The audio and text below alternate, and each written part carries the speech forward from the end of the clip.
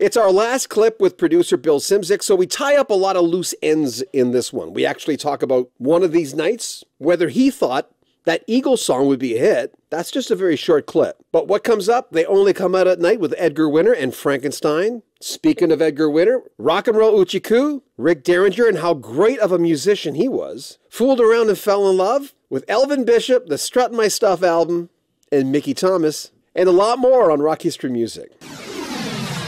I just have a few fan questions, if you don't mind. Okay. Oh, Rock and Roll Hoochie Cooch, the Rick Derringer solo version, which you worked on. You say really nice things about Rick as a guitar player. Yeah. Well, he was good. I mean, he still is for all intents and purposes. But back then, he was wired and ready to go. I'll tell you a quick story about that album. He had a great idea, which was really ahead of its time. He said, we want to do 2 cuts with 5 different producers. And he said, and you're first. Do you want to go? I said, sure. Come on out to Colorado. Living in Denver. So I put him together with my band, Vitale and Walsh and Passarelli, and we cut 2 tracks.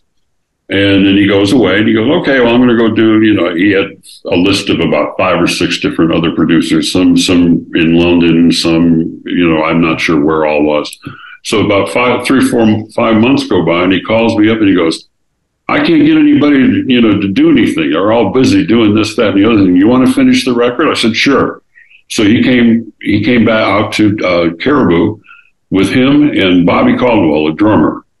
And that was it. And we cut all the rest of the basic tracks, and he played bass, guitar, endless guitars over and over again. And then we took the stuff back to New York and did, overdubbed Edgar on this and Todd Rundgren on that and the background singers and things like that. But basically it was a two-man thing, drums and guitar.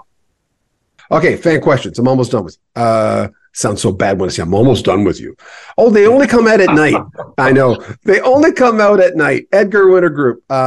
Technical director for Frankenstein. What does that mean?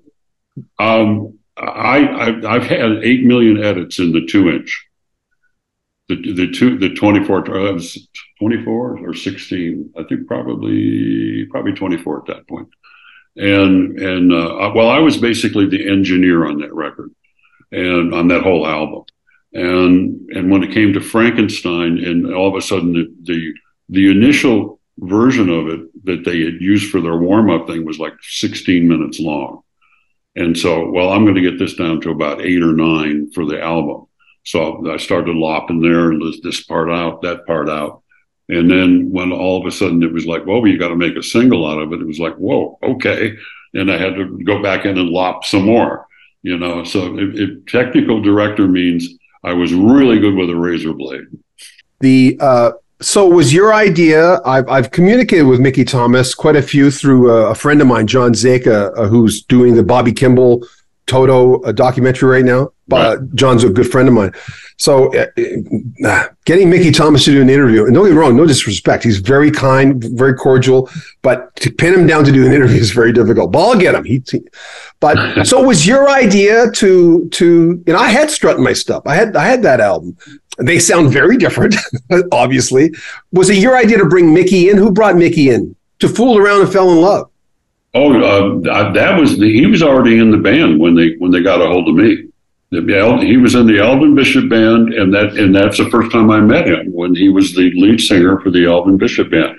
I had met Elvin earlier, way back in the 60s, when he was in Paul Butterfield Blues Band. And I engineered parts of East to West, the Paul Butterfield album.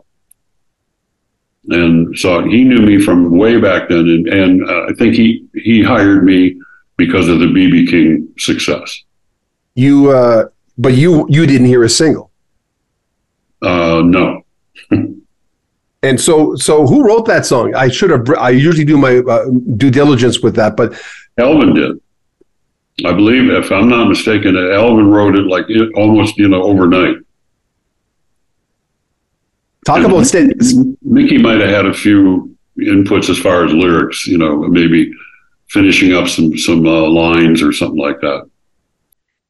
One of these nights, were there any surprises for you singles wise? I mean, obviously one of these nights you listen, especially the long version, not the single version with the longer intro. You must have known that was going to be a hit. I thought so. Yeah. I was 90% sure that was going to be the first one out of the box, and it was. Yeah. Bruce Hornsby, who was earlier working on The Long Road Out of Eden with the guys for a short time, he told me. And at the time, Bruce's kids were like his twins were babies at the time, and now they're adults. But Bruce does it this way. He says, you know what? If you're good at sports, as long as you're in the right sport, you're going to be rich. If you're good at sports, the music industry don't work that way at all. No, no, not a bit. God, did you ever, and I hear it's another question I ask everyone, you know, I hear things from, I bought 3 Porsches to, did you ever splurge? No. Is that not in your makeup, or are you more, is it because you were raised in a certain way? Because a lot of people, they'll buy Kenny Passarelli, who I knew you worked with, had told me that when he stopped working for Elton John and went to Hall & Oates, I think, right. He said Elton gave him money, and the first thing he did, instead of splurge, he says, I bought a house. Right. Well, that's true. Everybody does that. I mean, that's the first thing. But as far as exotic cars, no. I mean, I got a Lexus, whatever. But no, there was no real splurging. But is that because of your makeup? Are you good common sense that way? Because to me, that I always love hearing those stories, because I wouldn't buy a Porsche. I guess it is. I mean, I don't know what to tell you other than, you know, I've been very comfortable pretty much since the 70s. I mean, there was a downtime pre-CDs when I wasn't getting work during the late 80s, early 90s. And that's when I just moved away and moved to North Carolina from Miami and became a father again.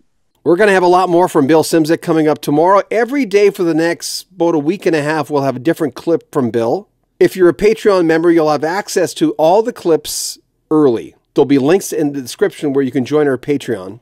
If you want to support the channel in other ways, there are links there as well. You can make a PayPal donation. But really, like our videos, share our videos, comment on them, subscribe to the channel. Spread the word for us. We'd appreciate that. I'm John Bowden. This is Rock History Music.